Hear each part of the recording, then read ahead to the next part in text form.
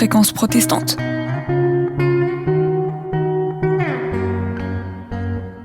Les temps modernes, les temps modernes.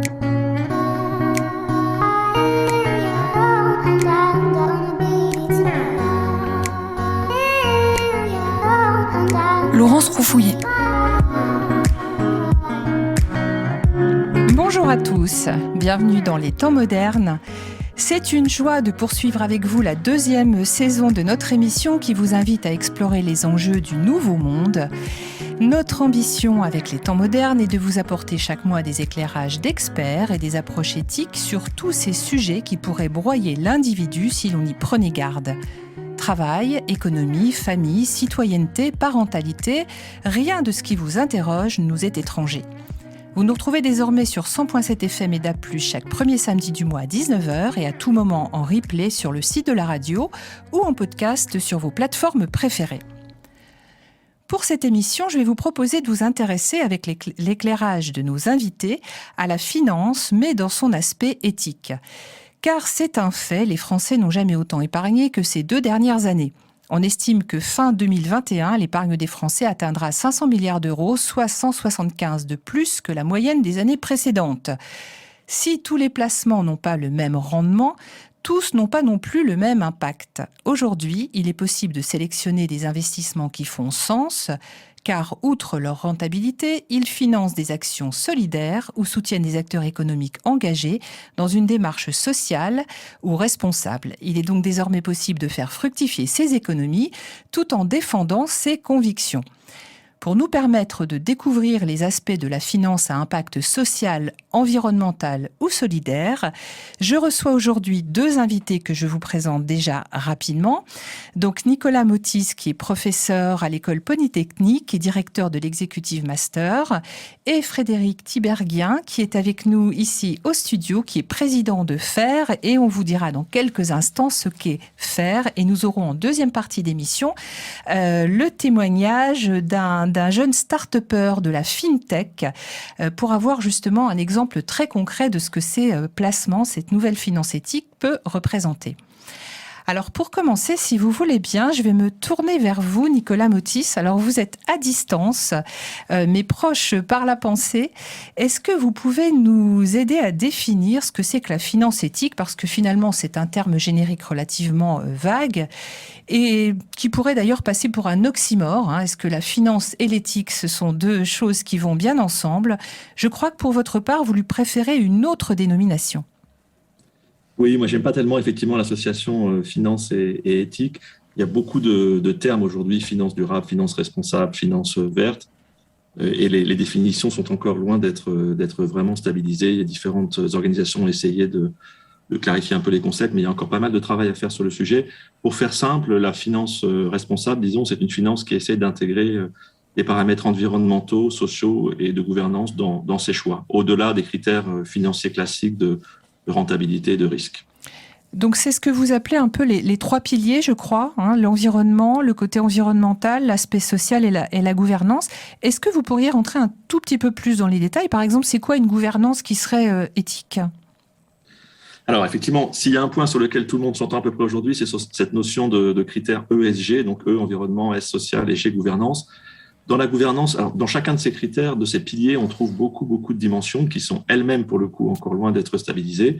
Dans la partie gouvernance, on va retrouver des critères qui sont très anciens dans le monde de la finance, notamment tout ce qui a trait à la qualité des instances de gouvernance, notamment la qualité du conseil d'administration, par exemple, avec des points sur l'indépendance des administrateurs, la diversité des administrateurs. Mais on va trouver aujourd'hui bien d'autres dimensions liées au fonctionnement opérationnel des entreprises, par exemple tout ce qui a trait à ce qu'on appelle en mauvais français le whistleblowing, les procédures qui permettent de lutter contre le harcèlement, toute une série de codes de conduite qui peuvent permettre de garantir d'améliorer la qualité des opérations d'une entreprise. Donc c'est très vaste en fait cette dimension G, et c'est la dimension sur les 3 ESG qui est probablement la plus ancienne, puisque cette dimension-là était déjà assez bien reconnue par les acteurs financiers mainstream, comme on dit, les acteurs financiers classiques, qui connaissaient ces critères depuis bien longtemps. Est-ce qu'on peut dire que ce sont finalement les critères du développement durable, mais appliqués au secteur de la finance ? Quand on rajoute E et S à G, oui, on s'approche de critères de développement durable. sachant que dans le E et le S, il y a beaucoup de choses. Pour faire très simple, dans le E, il y a aujourd'hui un critère qui domine beaucoup les discours, qui est le critère lié aux émissions de gaz à effet de serre. On en parle beaucoup. Mais ce n'est pas le seul. Il y a d'autres dimensions qui sont au moins aussi importantes. Pour n'en citer qu'une qui fait l'objet de beaucoup de travaux de recherche aujourd'hui et qui est encore loin d'être prise en compte par beaucoup d'organisations, la dimension biodiversité. On sait que c'est un élément clé pour le développement durable. On a encore beaucoup de mal aujourd'hui à la définir, à la mesurer.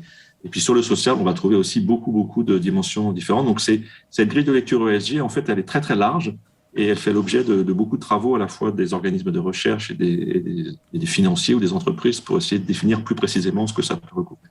D'accord. Alors, Frédéric Tiberghien, vous êtes président de FAIR, F-A-I-R, un peu comme le fair play, donc c'est ce qui est juste, acceptable. L'association que vous présidez est née de la fusion récente, je crois, de 2 structures. Est-ce que vous pouvez nous la présenter rapidement et puis nous présenter surtout ses missions ? Alors, la fusion est le résultat du regroupement de Finansol avec une association que nous avions contribué à créer il y a quelques années qui s'appelait l'Impact Invest Lab et qui était spécialisée sur le développement en France de ce qu'on appelle les contrats à impact social et plus généralement la finance à impact. Donc cette fusion veut dire pour Finansol, l'ancienne Finansol que je représentais déjà, une extension de son périmètre à la finance à impact, mais on reviendra peut-être plus tard sur cette finance émergente.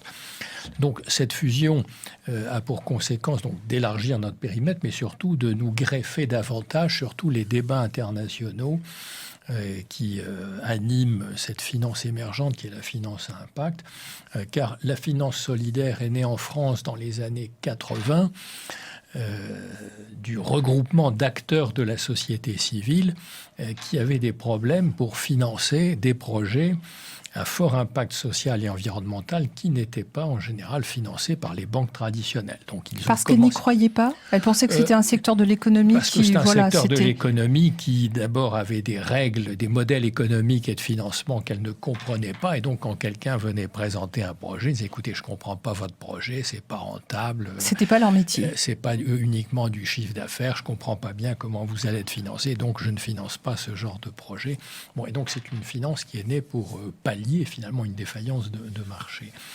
Alors cette finance solidaire a comme définition que celui qui épargne ou qui investit dans cette forme de finance cherche d'abord à maximiser l'utilité sociale ou environnementale des projets et attache moins d'importance à la rentabilité financière. Donc c'est en ce sens que nous nous rattachons à la grande famille de la finance à impact qui met en premier la recherche de l'impact, ou chez nous on appelait ça de l'utilité sociale ou environnementale. Donc voilà.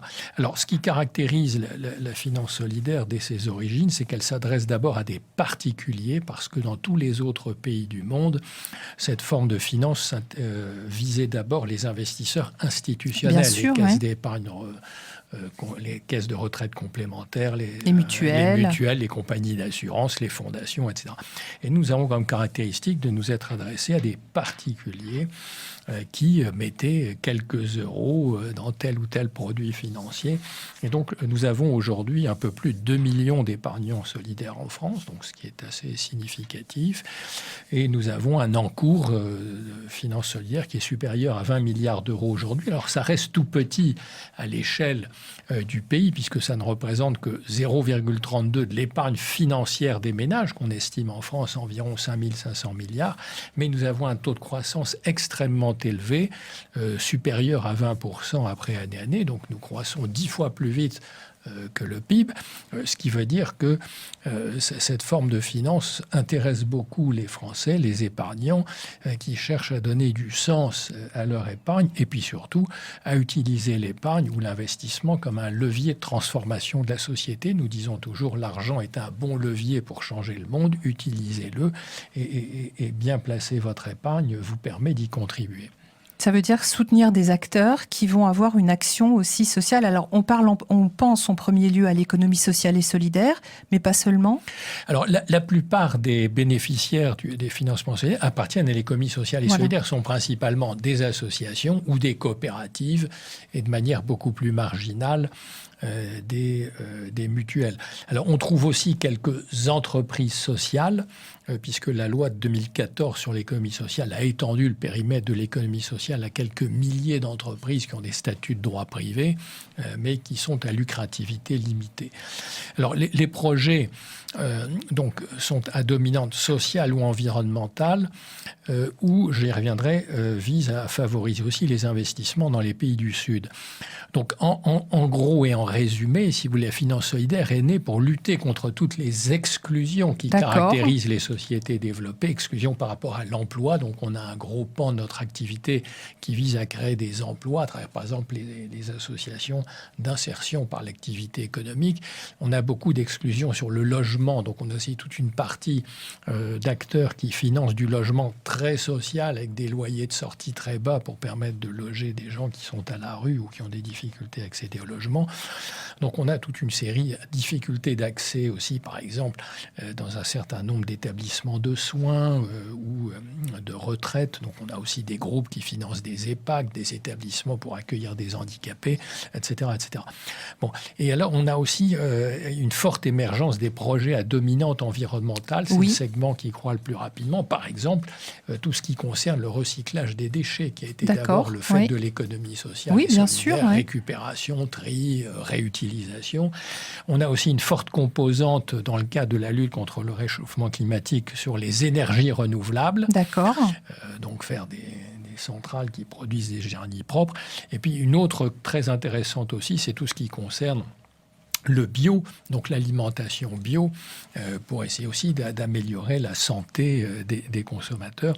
Donc on voit bien que l'environnement est une préoccupation de plus en plus importante dans l'esprit des épargnants. Puis on a un troisième axe traditionnel qui est souvent méconnu, mais qui intéressera vos auditeurs, c'est le financement nord-sud, parce que la France a une grande tradition, ancien pays colonial, de présence au sud. Nous avons énormément d'associations d'aide au développement, et donc parmi nos membres, on a certains qui lèvent des fonds propres en France pour doter des institutions de microcrédit qui sont actives dans les pays du Sud et qui favorisent, par exemple, l'emploi des femmes, qui font du microcrédit, qui créent des coopératives agricoles pour valoriser les matières premières agricoles.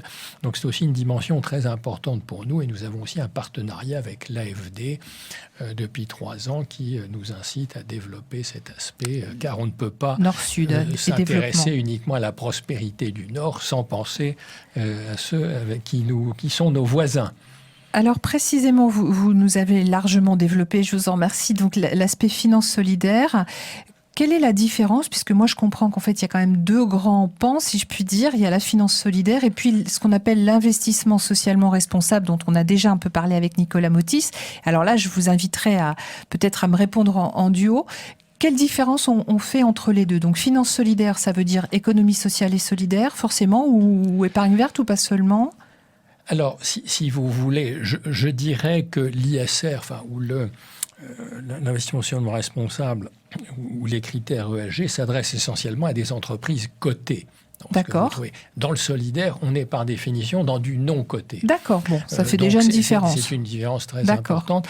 Alors, les produits solidaires ne répondent pas aux critères ESG, puisqu'ils maximisent l'utilité sociale et environnementale. Alors, sauf dans un cas qui est important, parce qu'une des grandes composantes de la finance solidaire, c'est l'épargne salariale. Donc, quand vous êtes dans une entreprise, vous bénéficiez d'accords d'intéressement, de participation, vous pouvez placer votre épargne aussi à travers votre entreprise.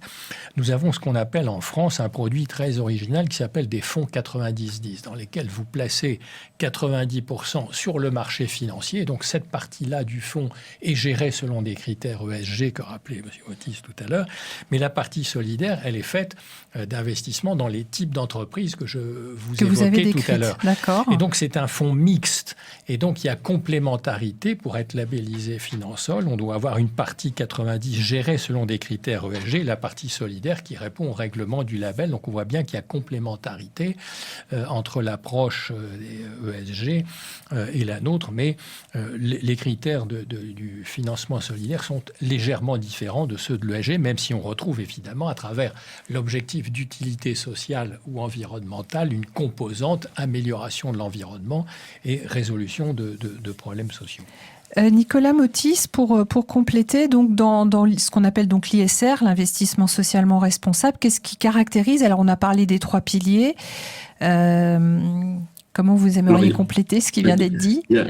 Oui, plusieurs points. D'abord, sur une bonne partie des principes, les choses sont assez proches. Il y a quand même peut-être 3 éléments sur lesquels je voudrais insister. Effectivement, historiquement, on était plutôt sur du côté des entreprises cotées dans l'ISR. C'est de moins en moins le cas. Aujourd'hui, la finance responsable s'adresse à intègre d'autres classes d'actifs, comme on dit en jargon financier, donc y compris du non-coté, puisque beaucoup d'acteurs du private equity, donc, voilà, qui historiquement s'intéressaient en fait assez peu à ces notions ESG, ont depuis une dizaine d'années, pour les plus innovants, et depuis 3-4 ans, une bonne partie du secteur, fait un pas assez significatif dans ce sens-là et intègre ces critères ESG beaucoup plus fortement. Mais il n'y a pas que le private equity, on trouve ça aussi dans les infrastructures, dans la dette bancaire, dans le monétaire. Donc, il y a de façon, c'est une des tendances fortes de l'ISR, c'est un concept qui s'étend aujourd'hui à quasiment toutes les classes d'actifs. Ça, c'est le premier point. Il y a un deuxième point qui est l'appréhension de la question de la performance. Dans la finance solidaire, de façon assez évidente, ça a été expliqué par Frédéric Tiberghien, la performance financière, c'est vraiment pas l'objectif premier. Dans la finance responsable, un des éléments qui a favorisé son développement extrêmement rapide là, depuis quelques années, c'est l'idée qui fait l'objet de beaucoup de débats, il y a eu beaucoup de travaux, de publications sur ce point, mais l'idée générale, c'est qu'on peut combiner le F et le ESG, c'est-à-dire qu'on peut avoir les deux, ce qui est un point très important parce que dans la théorie financière classique historique, en fait, quand on faisait de l'ESG, on dégradait la performance financière. Et d'accord. Donc il fallait faire un choix quelque part. Soit on était sur les 3 piliers environnement, social, gouvernance, soit on était sur la performance. Exactement. Et c'était une des raisons historiques principales pour lesquelles beaucoup d'acteurs de la finance n'intégraient pas ces concepts-là, considéraient que ce n'était pas pour eux. Ça, c'est un point qui a vraiment considérablement changé, notamment en s'appuyant sur un certain nombre de travaux de recherche qui ont montré que on pouvait tout à fait s'intéresser à la performance ESG sans forcément dégrader la performance financière. Donc la formulation est très importante. Il y a eu beaucoup d'études de corrélation qui ne sont pas toutes très, très conclusives, mais au moins cette formulation, je peux faire de l'ESG sans dégrader la performance financière, ça c'est très largement admis. Et du coup, ça ouvre les portes à beaucoup d'acteurs financiers classiques sur ces concepts de finance responsable. Il y a une troisième différence qui est importante.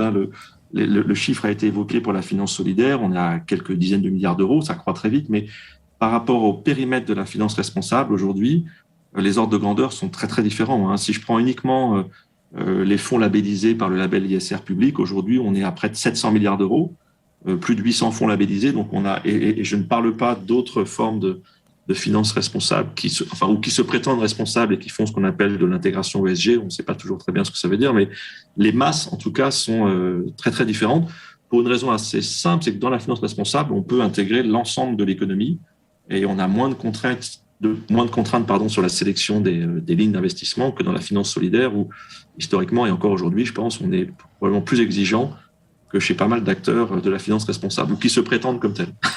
D'accord. Alors moi, je voudrais vous poser une question. Alors on a parlé de la performance, on y reviendra peut-être tout à l'heure. Moi, je voudrais vous poser une question sur la motivation.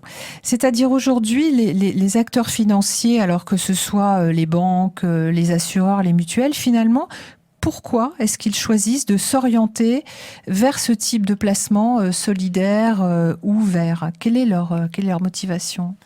Je crois qu'ils analysent les attentes des épargnants. Or, quand vous administrez des études ou des sondages année après année, vous voyez bien que de plus en plus de nos concitoyens se disent nous en avons assez de la finance de marché qui a provoqué une crise mondiale en 2008-2009 et donc on veut que notre argent serve à quelque chose d'utile, on veut savoir ce à quoi il sert, question sur la transparence, et on veut qu'il soit utile. Donc si vous voulez, des épargnants solidaires, il y en avait 50 000 il y a 10 ans, il y en a 2 millions aujourd'hui. Et donc, les banques qui ont comme clientèle toute la société, il y a 25 millions de ménages en France, ils se rendent compte que c'est de plus en plus demandé. Donc, il y a une opportunité marketing, alors clairement. voilà, donc à la fois il y a une demande, et donc il y a une demande des clients, donc ils étoffent leurs offres. Elle a été toute petite au début, elle est relativement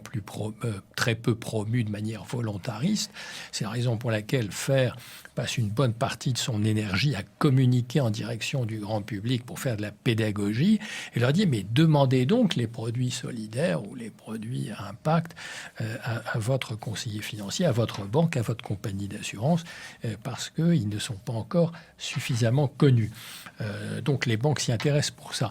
Alors je crois aussi que les banques elles-mêmes font l'objet de pression, entre guillemets, externe de certains de leurs actionnaires, de clients. C'est tout le thème, si vous voulez, de l'action que peuvent mener des associations. Je pense aux grandes associations d'environnement qui critiquent les banques quand elles financent toujours les énergies fossiles. Donc vous voyez bien que les banques sont également sujettes à des pressions énormes venant de la société. Donc elles ne peuvent pas rester indifférentes.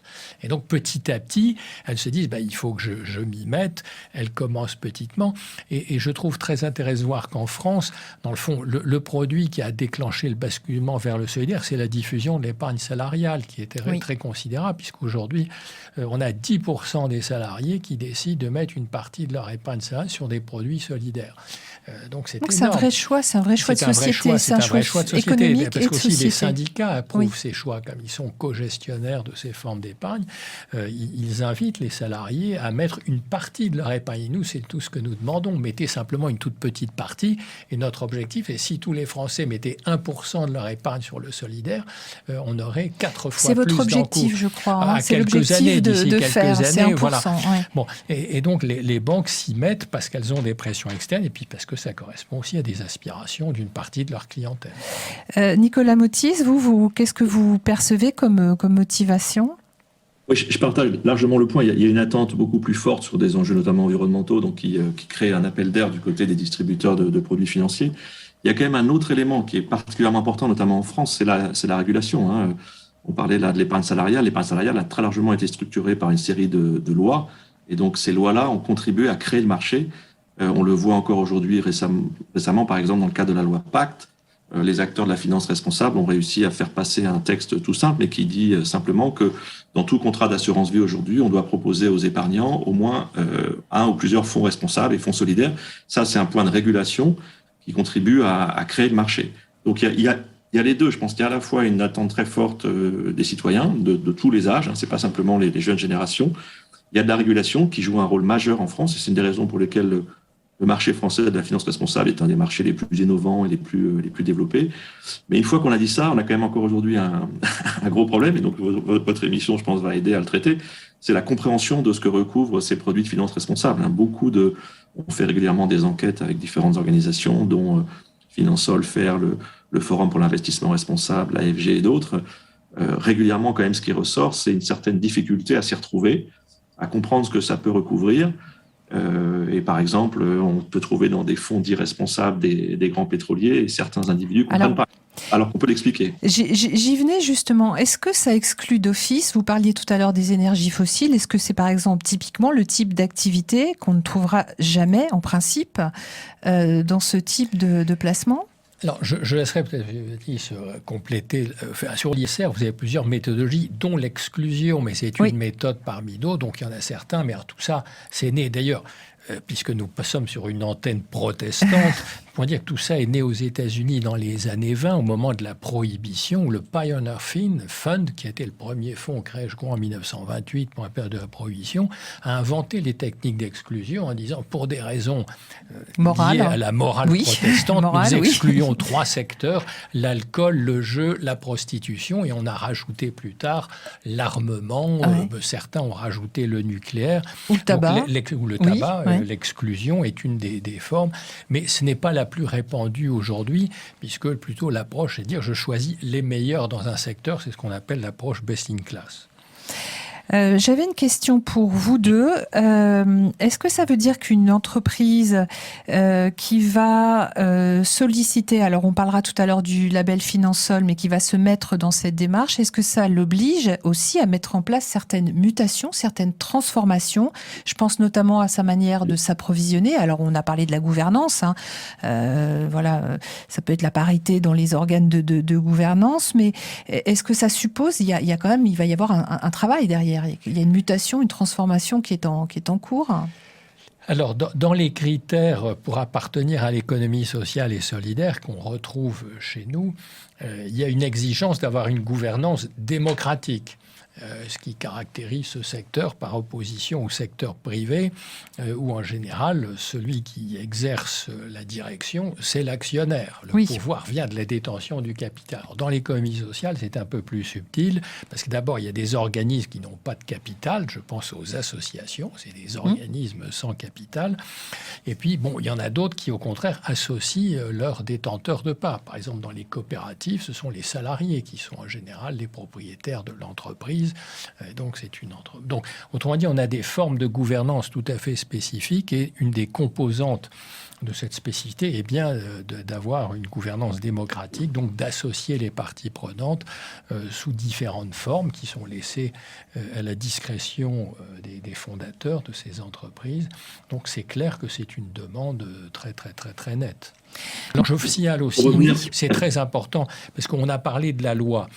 Donc, vous savez que dans le secteur privé, on a un problème épouvantable qui n'est jamais réglé, c'est l'écart de rémunération entre les mieux payés et les moins bien payés. Alors, pour un des critères d'appartenance à l'économie solidaire, c'est de bénéficier d'un agrément public, donc qui a été réglementé par la loi en liaison avec l'épargne salariale. Et aujourd'hui, pour être agréé entreprise solidaire d'utilité sociale, l'écart de rémunération est en moyenne de 1 à 7 entre les 5 mieux payés et les 5 moins bien payés, et de 1 à 10 entre le mieux payé et le moins bien payé.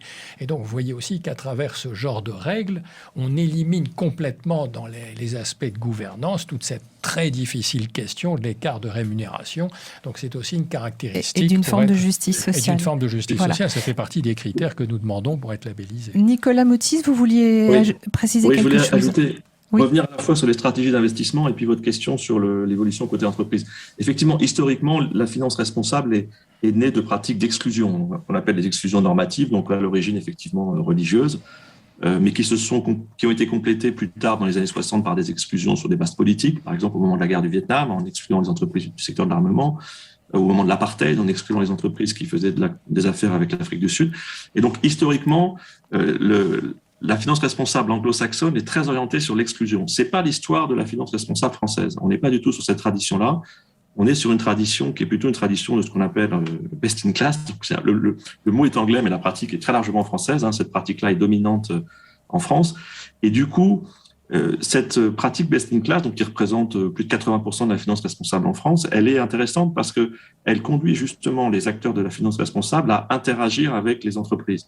Quand vous faites de l'exclusion, vous dites juste, moi, je sors de mon portefeuille des entreprises qui sont très engagées, par exemple, sur du thermique charbon, dans l'énergie, et puis c'est réglé, J'ai réglé la question de mon portefeuille, j'ai un portefeuille entre guillemets propre, mais j'ai pas réglé la question du climat, parce que si moi, je sors d'entreprises qui font de l'électricité avec du charbon, d'autres vont investir dans ces entreprises, et donc le problème reste le même. Et donc, l'avantage, entre guillemets, du best in class par rapport à l'exclusion, c'est que dans le best in class, si on veut progresser, on doit aussi, si possible, faire ce qu'on appelle de l'engagement actionnarial, c'est-à-dire aller vers les entreprises et les pousser à changer et à obtenir les meilleurs scores possibles dans leur domaine. Et donc, est-ce que dans un fonds best in class, on peut trouver une entreprise pétrolière? La réponse, c'est oui. Est-ce qu'on peut trouver une entreprise d'armement? La réponse est oui. Une entreprise du secteur des vins et spiritueux? La réponse est oui, etc., etc. On peut trouver la Française des Jeux, on peut trouver plein d'entreprises. Mais pourquoi est-ce qu'on peut le trouver? Et c'est là où l'argument devient parfois difficile à expliquer aux particuliers, parce que le gérant qui retient ces entreprises peut considérer que sur le plan ESG, dans leur secteur, ce sont des entreprises qui ont des bonnes pratiques. Donc, la Française des Jeux a des pratiques, entre guillemets, de jeux responsables. Pernod Ricard fait en sorte que les consommations d'alcool soient sous contrôle. Thales, qui vend des armes, lutte contre la corruption dans les pays qui ne sont pas démocratiques, etc., etc. Donc, c'est une question sur le choix des lignes d'investissement et la relation entre marché financier et entreprise qui est souvent extrêmement sensible. Et un des vrais sujets aujourd'hui des acteurs de la finance responsable, c'est d'être capable de prouver que cet impact, cette interaction a vraiment un impact positif sur les entreprises. Et du côté entreprise, c'est pas si évident que ça, parce que la modification de certaines pratiques prend du temps. La mesure de certains impacts est pas du tout évidente. Et donc, on est dans cette phase un peu intermédiaire, là où chacun progresse de son côté, mais il y a encore un petit peu de travail. D'accord. Alors, un sujet relativement technique, mais pour lequel, je vous en remercie, vous nous apportez des éclairages tout à fait précieux et surtout précis. Et je vais vous proposer de faire une petite respiration musicale tout de suite avec Nina Simone. Aujourd'hui, on peut être une rich girl et donner du sens à son épargne ou à ses investissements. C'est en tout cas ce que l'on vous démontre aujourd'hui, puisque vous nous écoutez toujours dans les temps modernes sur l'antenne de Fréquence Protestante. Car aujourd'hui, avec nos invités, on découvre les multiples possibilités de la finance quand elle se donne pour mission de soutenir l'économie sociale et solidaire ou d'encourager les entreprises qui agissent pour un futur meilleur. J'ai aujourd'hui avec moi deux invités, je vous les présente à nouveau. Donc Nicolas Motis, qui est professeur et directeur de l'exécutive master à l'école polytechnique, et Frédéric Tiberghien, qui est président de l'association FAIR. On aura l'occasion de revenir notamment sur le label Finansol dans quelques instants. Mais j'aimerais accueillir tout de suite sur notre antenne Joseph Chouefati, qui est fondateur de Goodvest, une start-up de la FinTech. Bonjour Joseph. Bonjour, merci pour l'invitation. Mais avec plaisir. Alors, votre entreprise que vous avez tout récemment créée et qui, je crois, est dans l'incubateur de Station F à Paris. Racontez-nous un petit peu d'abord comment vous est venue cette idée de Goodvest et puis surtout ce que vous proposez pour les personnes, les particuliers, on en parlait, qui souhaiteraient placer leur argent, alors j'ai envie de dire intelligemment, mais aussi avec du sens. Bien sûr, alors j'ai cofondé Goodvest à la fin de mes études où j'ai fait un master XHEC entrepreneur pendant le confinement, en partant du constat qu'il n'y avait pas vraiment de solution d'investissement en ligne qui permettait facilement d'investir de manière durable. Donc on est parti de ce constat, on a choisi de créer une fintech qui permettait d'investir de manière simple et responsable en ligne. Puis après on a affiné la proposition de valeur, notamment avec un partenariat qu'on a développé avec Carbon 4 Finance, qui a été co-créé par Jean-Marc Jancovici, pour avoir une approche scientifique et transparente de l'ISR et pour éviter le greenwashing qui est trop souvent présent dans l'industrie. Vous en parliez tout à l'heure, mais les exclusions ne sont pas systématiques. On peut avoir des fonds labellisés ISR dont les premières pondérations vont être des sociétés très impliquées encore dans les énergies fossiles. C'est ce qu'on a à tout prix voulu éviter avec Goodvest, notamment avec ce partenariat avec Carbon 4 qui nous a permis de créer les premiers portefeuilles d'assurance vie alignés sur l'accord de Paris. Alors c'est ce que vous dites quand on visite votre site. Vous dites que vous êtes la première entreprise de la finance justement alignée sur les accords de Paris, en particulier sur quels éléments ? Alors, avec Carbon 4 Finance, on étudie l'empreinte carbone des entreprises sur les 3 scopes d'émissions de CO2, donc aussi bien sur les émissions directes qu'indirectes. Il est très important de prendre en compte les émissions indirectes également, parce que pour des sociétés dans les énergies fossiles, par exemple, la majorité des émissions de CO2 sont sur les émissions indirectes, parce que c'est l'utilisateur final qui émet en fin de compte. Et donc, avec les données de Carbon 4, on intègre dans la création de nos portefeuilles d'épargne, qui sont sur mesure, qui correspondent également au profil de risque des épargnants. On intègre ces conditions-là pour avoir des portefeuilles d'entreprises qui sont alignées sur l'accord de Paris. Alors, par exemple, est-ce que vous pouvez nous donner des exemples, alors peut-être d'entreprises ou même de secteurs dans lesquels vous allez investir l'argent qu'on vous confie ? Alors bien sûr, on a les secteurs qui sont exclus, donc tout le secteur des énergies fossiles est exclu, et d'autres secteurs peu éthiques dont vous parliez tout à l'heure, l'armement, le tabac, divertissement pour adultes, entre autres, sont proscrits de nos portefeuilles. Et donc en revanche, on a des entreprises dans à peu près tous les secteurs. On va pas avoir d'énergie fossile, mais on va avoir des énergies vertes, on va avoir de la mobilité verte, on va avoir des entreprises de conseil. Et en fait, on va avoir des entreprises qui, dans tous les secteurs, qui ont, soit par leur activité, une empreinte carbone qui est faible, soit par les mesures qui ont été mises en place ces dernières années, se sont alignées sur l'accord de Paris. D'accord, donc votre démarche est davantage verte, si je devais résumer, ou pas seulement. Pas seulement, parce qu'on a plusieurs thématiques d'investissement. On a des fonds, par exemple, labellisés Finansol, dans notre thématique insertion, emploi et solidarité. Donc, des fonds de différentes sociétés de gestion françaises comme Sycomore ou bien Mirova. On a pris le parti de commencer d'abord par l'environnement, parce qu'on pense que l'environnement a aussi de très fortes conséquences sur les questions de solidarité, avec les vagues migratoires qui peuvent être entraînées par le réchauffement climatique, etc., les conflits qu'il peut y avoir également. Donc, on a commencé par l'environnement avec ce partenariat avec Carbone 4, mais on a quand même un thème emploi-solidarité qui est présent d'ailleurs dans beaucoup de nos clients choisissent également ce thème. Donc, il est présent dans la majorité des portefeuilles de nos clients.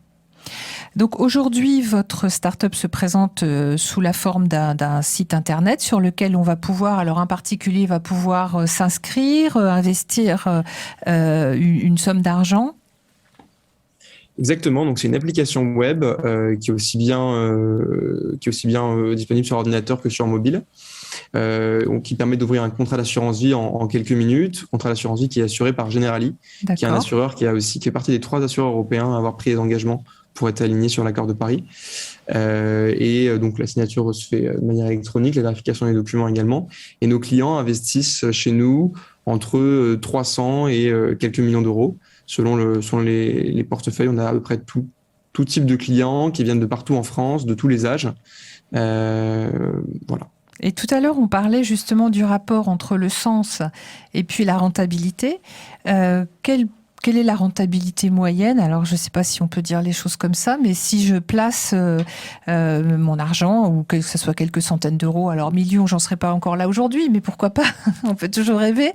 Quelle rentabilité vous, alors peut-être pas garantissez, mais en tout cas, qu'est-ce que vous pouvez afficher comme rendement?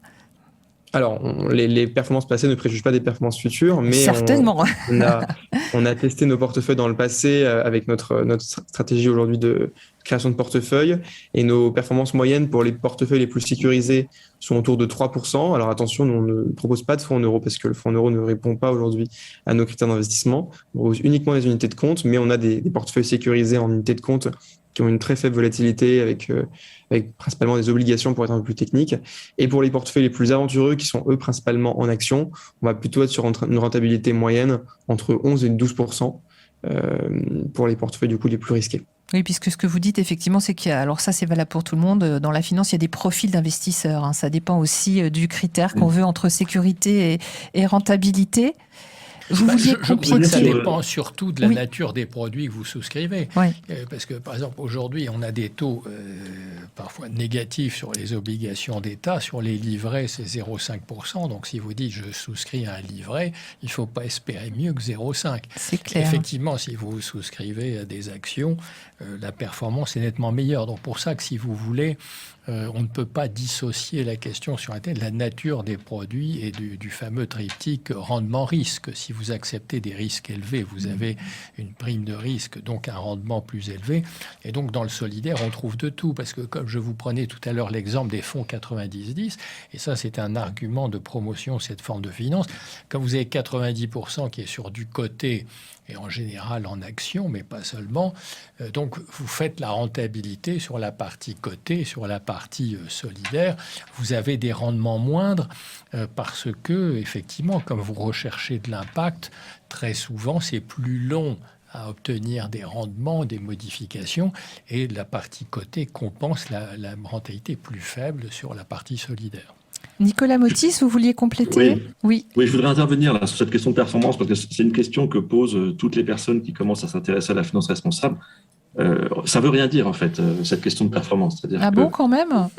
Non, en fait, pas plus pour la finance responsable que pour la finance classique. En fait, ça dépend à la fois de la classe d'actifs, ça dépend de la période, ça dépend d'éléments de contexte macroéconomique. En ce moment, il y a des liquidités partout et on peut même considérer que c'est un peu n'importe quoi et donc les performances sont au-delà de 10%, mais ça ne veut rien dire. Je pense que le seul point que l'on peut éventuellement dire sur la finance responsable aujourd'hui, en tout cas sur les fonds qui sont correctement construits, c'est que leur performance n'est pas plus mauvaise et pas forcément différente de fonds classiques.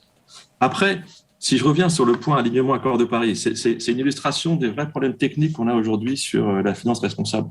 On pourrait tout à fait imaginer qu'un pétrolier qui décide de changer ses politiques d'investissement, d'évoluer vers des renouvelables, soit également sur une trajectoire de degrés, une trajectoire qui permette à terme, peut-être pas tout de suite, mais à terme de réduire l'impact environnemental négatif. Et à contrario, on peut avoir des secteurs qui sont aujourd'hui peut-être peu émetteurs de CO2. Je veux prendre le nucléaire. Le nucléaire, certains tenants de l'environnement disent c'est la solution aujourd'hui. C'est un vrai sujet de débat. Le nucléaire, c'est des risques industriels absolument énormes, c'est des déchets pour des dizaines de générations futures, mais ça fait pas de CO2. Ça, par exemple, c'est un des sujets clés aujourd'hui sur ce qu'on appelle la taxonomie européenne. Qu'est-ce qu'on intègre dans ce qui est vert, dans ce qui est pas vert? Et le moins qu'on puisse dire, c'est que le débat est loin d'être tranché, avec des positions souvent un peu dures. Donc Joseph, par exemple, travaille avec Carbone 4 et Jean-Marc Jancovici est un des grands fans du nucléaire qui explique partout que le nucléaire, c'est fabuleux parce que ça fait pas de CO2. Mais le nucléaire, ça fait un tas d'autres trucs que le CO2 qu'on n'a pas forcément envie d'avoir sur Terre pendant quelques générations, en tout cas en ce qui me concerne pour mes enfants. Donc ce débat-là, il est quand même très, très difficile aujourd'hui. Et pour des personnes qui arrivent sur le thème de la finance responsable, il faut vraiment se dire que la performance financière, elle peut être très bonne, et le contenu des fonds, il faut le regarder en détail, il faut vraiment aller voir les prospectus, il faut lire, il faut discuter, il faut essayer de comprendre. C'est vraiment important. Alors justement, c'est un point que je voulais aborder, ça nous permettra de parler notamment du label Finansol. Est-ce que Joseph Chouefati l'a évoqué tout à l'heure, alors le greenwashing ou le fairwashing, c'est-à-dire se donner l'impression qu'on fait du financement responsable qui en fait ou éthique et qui n'en est pas. Comment est-ce que je peux être sûr que le placement que je choisis est réellement solidaire, vert, environnemental, à impact social?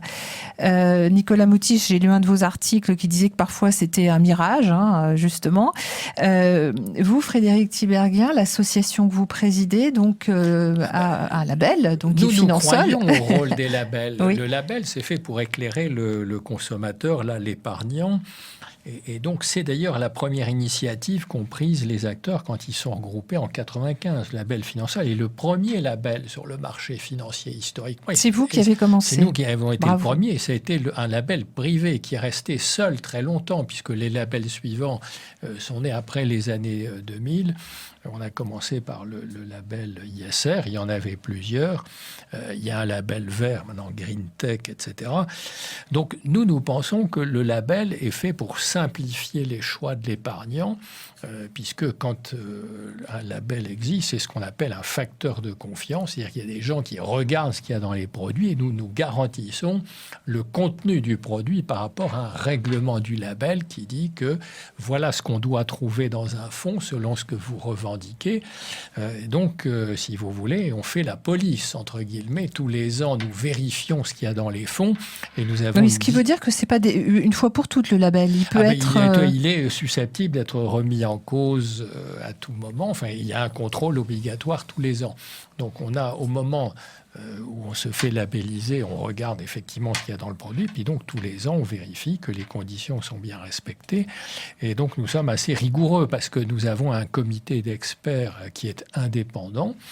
Donc, ce n'est pas l'association qui nomme les membres du comité, il s'auto-recrute, il choisit son président, il ne peut pas recevoir d'instructions de l'association et il a le droit de délabelliser des fonds. Il y a une séparation des pouvoirs.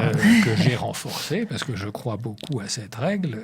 Donc, nous délabellisons en gros à peu près, on labellise un peu plus d'une dizaine de produits tous les ans, entre 10 et 15, et on en labellise entre 4 et 6 tous les ans. Ah, quand même. Donc, c'est quand même, il y a un mouvement.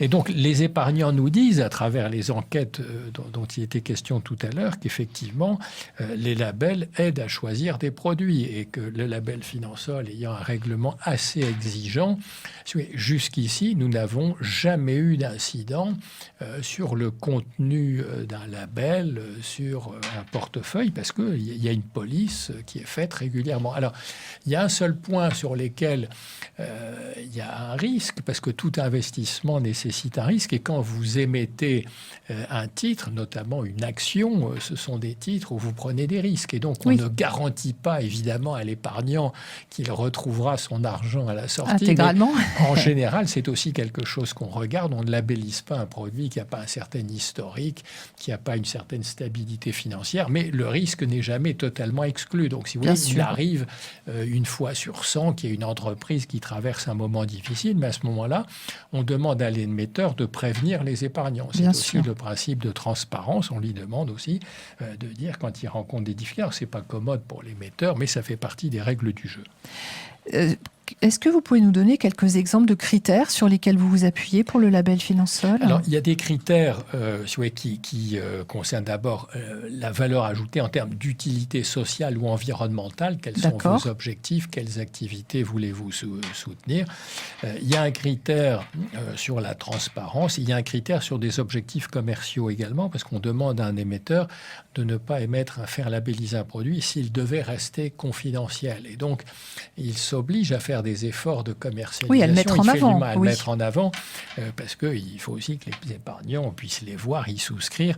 Donc c'est aussi une bonne partie des délabellisations viennent de là d'ailleurs, parce que des gens font des business plans très ambitieux et puis ils s'aperçoivent 2-3 ans après que finalement ils en sont loin. Donc on a un dialogue avec l'émetteur. Montrez-moi, dites-moi ce que vous allez faire.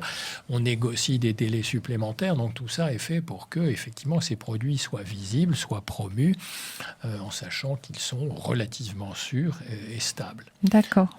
Alors parce qu'aussi, il y a un point très important qu'on ne trouve pas dans le secteur privé, c'est que dans le secteur de la finance solidaire, il y a aussi ce qu'on appelle des financeurs solidaires ou des investisseurs qui accompagnent les créateurs d'entreprises. Parce que comme ils ont des parcours, ils n'ont pas forcément fait des écoles de commerce, etc., ils se reconvertissent. J'ai en tête l'esprit d'une ancienne assistante sociale qui a voulu créer des boulangeries où on a inséré des salariés qui étaient en insertion par l'activité économique. Bon, donc on accompagne les créateurs, les financeurs solidaires accompagnent les créateurs d'entreprises sur toutes les questions commerciales, stratégiques, juridiques, comment se financer. Donc c'est grâce à cet accompagnement qu'on a un taux de sinistre beaucoup plus faible que dans l'économie. Les activités sont viables et pérennes. Un peu plus pérennes grâce à cet accompagnement, ce qui fait qu'on a un taux de sinistre extrêmement faible.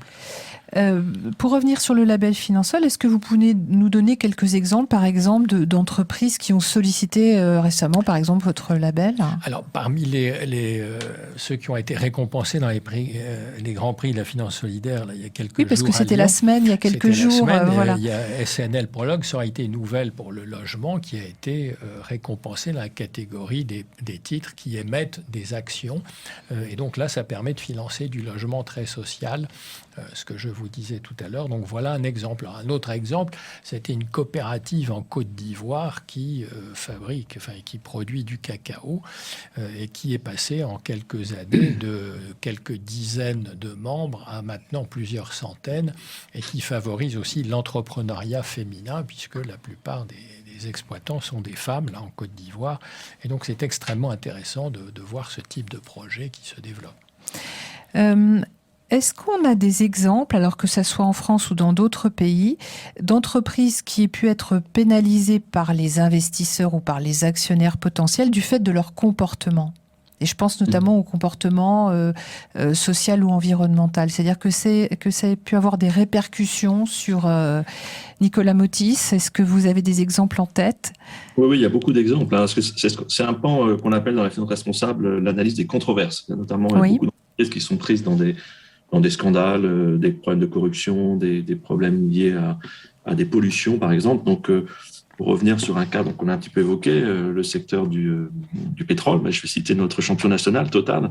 Total a pendant très longtemps été très fortement critiqué, par exemple, pour des activités en Birmanie. Alors, je ne me prononce pas sur la véracité ou pas de ces activités, mais enfin, ça a été... Ce sont les faits. Ça, c'était sur l'aspect droits de l'homme, plutôt. Voilà, pour la partie droits de l'homme. Et puis, plus récemment, et ça fera le lien avec peut-être les projets de Joseph, sur son non-respect de ses engagements post-accord de Paris.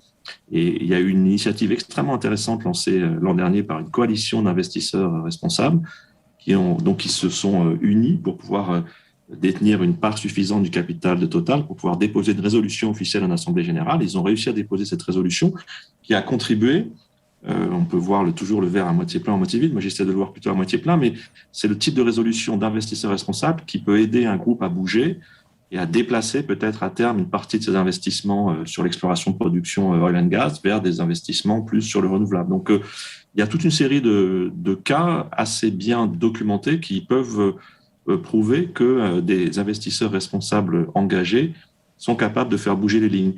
D'où peut-être une suggestion complémentaire par rapport au label, il y a un critère qui est vraiment intéressant à regarder, alors qui est un peu compliqué à repérer, mais moi j'invite vraiment vos auditeurs à regarder ce critère, c'est le critère de l'engagement, de voir comment les investisseurs interagissent avec les entreprises.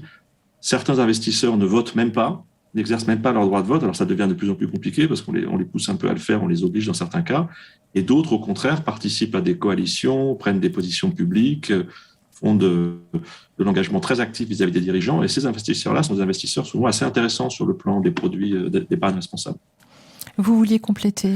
Oui, absolument, puisque par exemple, pour l'épargne salariale, le label du comité intersyndical d'épargne salariale oblige les fonds qui gèrent des fonds d'épargne salariale à voter en assemblée générale. Ouais. Et donc l'obligation fait partie de la gouvernance, la bonne gouvernance.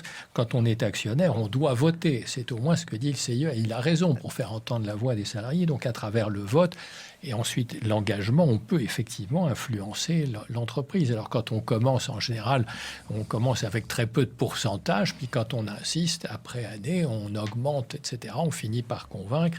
Il y a aussi un grand débat dans l'industrie pétrolière sur les forages en Alaska. Il y a des coalitions qui se sont montées, et certaines ont obtenu que des entreprises renoncent à les se retirent, etc. Mais pas toutes. Donc, on voit bien qu'il faut être tenace dans la durée. Les coalitions, effectivement, sont appelés à se renforcer. Oui, c'est là où on peut avoir un double levier, c'est-à-dire un levier qui va être celui de l'opinion publique, mais ça peut être aussi un levier financier. Joseph Chouefati, avant on arrive un peu au terme de cette émission. Donc Goodvest, on vous trouve sans problème sur Internet. Alors je le rappelle à nos auditeurs, mais on remettra sur la page Facebook de l'émission les coordonnées, notamment de Fer et puis aussi de votre start-up, sans problème pour vous trouver, et on peut commencer petit et facilement. Tout à fait. D'ailleurs, on peut même démarrer encore plus bas que 500 €. On a lancé une offre pour les moins de 26 ans à 300 € parce que c'est important que tout le monde s'y mette. Et donc, sur notre site internet goodvest.fr, vous pouvez nous trouver, faire une simulation de manière gratuite, prendre rendez-vous avec un conseiller et investir de manière durable. Moi, je voulais insister sur ce point parce que vous avez tout à fait raison. On a également dans chez Fer des plateformes de financement participatif. Et tout ce qui est finance sur Internet est très utile parce que ça permet de toucher les jeunes. Parce que vous disiez tout à l'heure, moi, je n'ai pas des millions à investir. C'est vrai qu'en France, on est riche quand on est vieux. Et donc, l'épargnant moyen, il a plus près, il a environ 50 ans. L'épargnant moyen, il a 47, 48 ans en moyenne. Et donc, l'intérêt de toutes ces nouvelles formules, les fintech et du financement participatif, c'est que ça permet de toucher des jeunes dès l'âge de 18 ans qui peuvent apprendre ce que c'est que la finance et utilisera à partir de 10 ou 50 €. Donc, c'est un service rendu à la population de pédagogie auprès d'une catégorie de la population qui ne s'intéressait pas à la finance auparavant. Et ça, c'est un engagement qui est effectivement tout à fait concret. Nicolas Motis, est-ce que vous voudriez ajouter quelque chose avant qu'on arrive gentiment vers le terme de notre émission ? Non, juste une remarque, comme vous l'avez entendu, je pense que c'est un domaine qui est extrêmement actif. Ça bouillonne depuis quelques années particulièrement, ça a mis du temps, mais il se passe beaucoup de choses. Il y a beaucoup d'innovations, beaucoup d'acteurs, y compris classiques, qui ne s'y intéressaient pas et qui aujourd'hui essaient de développer des choses dans le domaine de la finance responsable. Donc moi, je vous invite vraiment à lire, à regarder les sites de Finansol, de Fer, du Forum pour l'investissement responsable, de Finance for Tomorrow. Il y a beaucoup d'organisations qui aujourd'hui mettent à disposition de l'information, des labels. Donc, il faut vraiment, ça vaut le coup de regarder parce que c'est un domaine assez passionnant et en plein bouillonnement. Oui, j'ai trouvé aussi, en préparant cette émission, j'ai trouvé beaucoup d'informations, des choses qui étaient extrêmement, justement, pédagogiques et qui donnaient envie d'en savoir plus et de plutôt que de laisser dans des financements, j'ai envie de dire, ou des placements classiques, de se dire, la même somme peut être utilisée ailleurs et peut-être autrement. Oui, alors moi je voudrais simplement terminer en faisant une notation supplémentaire qui est de dire que ce monde de la finance devient de plus en plus complexe parce qu'il est en train de se segmenter. Et je crois que les auditeurs doivent bien comprendre qu'on a besoin de toutes les formes de finance. On a besoin de la finance solidaire pour augmenter la solidarité dans nos sociétés. On a besoin de la finance responsable avec les critères ESG. Puis on a besoin de la finance verte aussi qui est en train de pour financer les transitions écologiques, énergétiques. On a besoin de la finance durable, qui est aussi une notion qui est apparue récemment pour financer l'atteinte des objectifs de développement durable, qui sont les grands objectifs fixés par l'ONU pour le monde entier. On a besoin de la finance à impact pour faire que la finance ne cherche plus seulement la rentabilité financière, mais l'impact. Donc, autrement dit, toutes ces formes de finance qui sont en train de naître aujourd'hui et de se développer permettent de réduire cette finance irresponsable de marché et de laisser la place à d'autres formes qui sont toutes utiles. Donc, il ne faut pas hésiter à épargner dans chacune des catégories. Il faut faire un peu de vert, un peu de social, un peu de durable, un peu de ESG. Et donc, l'épargnant, il a le choix et donc il faut qu'il contribue comme ça à changer la société. Merci en tout cas à tous les trois de nous avoir aidés à éclairer ce sujet technique, complexe mais passionnant. Alors je tiens à vous signaler un événement organisé par nos amis de Forum Protestant qui font leur 9e convention sur le thème « Le travail, mutation et présence chrétienne ». Il y sera notamment question de ce que le Covid a changé dans le monde du travail. Ce sera samedi prochain, le 11 décembre, à l'Association des étudiants protestants de Paris, 4 rue Titon dans le 11e. Vous trouverez plus d'informations et vous pourrez vous inscrire gratuitement sur forumprotestant.fr. Merci à nos invités pour leur participation. Vous retrouverez leur portrait, je l'ai dit, sur la page Facebook de l'émission Les Temps Modernes. Merci à Emmanuel qui était à la technique. Notre prochaine émission sera le samedi 1er janvier. Et en ce premier jour de l'année, je vous proposerai, peut-être pour certains d'entre vous, de mettre en œuvre une de leurs bonnes résolutions, trouver l'âme sœur en 2022. Voilà un sujet passionnant.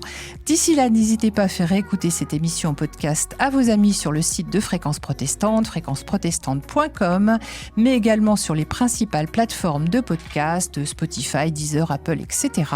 Merci encore à nos invités pour leur participation et bonne soirée sur notre antenne.